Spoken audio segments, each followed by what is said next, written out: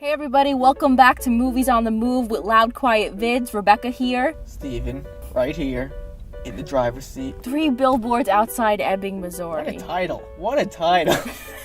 One thing this movie does really well is get straight to the point of the billboards. You never question what this movie is truly about. It also immediately gives you a visual. Our main character, Mildred, right away sets off with a mission. She wants to use these 3 billboards that are like falling apart. They haven't been used in decades. She wants a wake-up call to the local police to investigate the horrendous death of her daughter. It really showcased what life is like, kind of in that middle America type feeling. It reminded me a lot of Nebraska, how they showcase those towns, and just like how people live in that neighborhood, what it is like living in a southern town like that, which I really did like about this movie. I really believe that this was an actual town that people were living in. I really believe that these characters were actual people living in the town, and I really bought that sense of the movie. It felt like it was almost a different era. It felt like could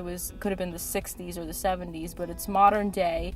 The police station in this film really needs to regroup their focus, and that's Mildred's goal. One of the many things I really liked about this film is not only were the characters multidimensional, but there were at least 2 characters in this film that I started feeling very strongly about, and by the end I felt very differently about. Frances McDormand, I don't know why I've never seen her in any of the movies that she's been in, but she really blew me away. She was this character.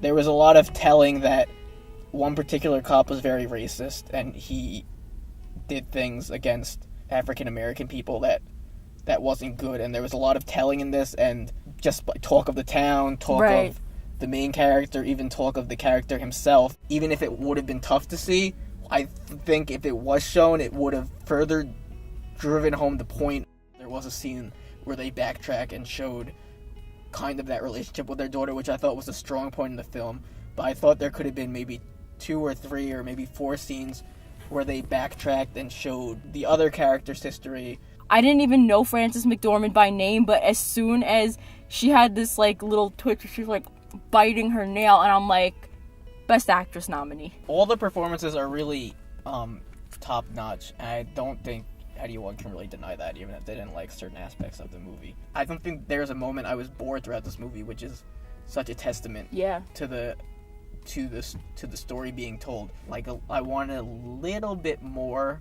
I'm not even sure what I wanted more of. I was giving a slither of chocolate cake, and I wanted like a bigger piece, and I wasn't 100% satisfied. But I still was satisfied. I felt completely satisfied up until the end. And then I reached a moment where I was like, this movie's just gonna leave me high and freaking dry, isn't it? When we actually did finish the film, I disagreed with myself because I said, she is not a force to be reckoned with. You would not want to mess with this woman. I know it's sounding like I'm saying a lot of bad stuff about it, even though I really did like it. Yeah, Steven, what the heck? So there are certain things happen in this movie, and you're just wondering, why on earth is this person not in jail? I'm able to let all that slide because, like I said, there is so much to admire about this movie. It was so good that I don't know if I want to watch it again because it might depress me too much. 1 minute she'll just be like saying like all these words for no reason. It's just like so Sounds like weird. You. What?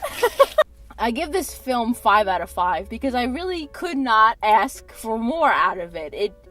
It told the story it had to tell. It wasn't a cop-out. It had a lot of heart to it, while it also had obscene comedy, which was an interesting combination. I don't even know if I've seen that before. It had this obscene comedy while having this immense heart to it. I give 4 out of 5. Like I said, I really did enjoy it, but there were holes that I am not going to ignore between the performances and the setting and the dialogue and just the script in general. There's too much to admire about this film to give it anything less than a solid 4 out of 5. I think this is definitely going to be an Oscar-nominated film. And I think Sam Rockwell, who played one of the police officers, should also be a lock for Best Supporting Actor. From the films I've seen so far this year, Frances McDormand not only should be nominated for Best Actress, but she should win this role. She should win for this role.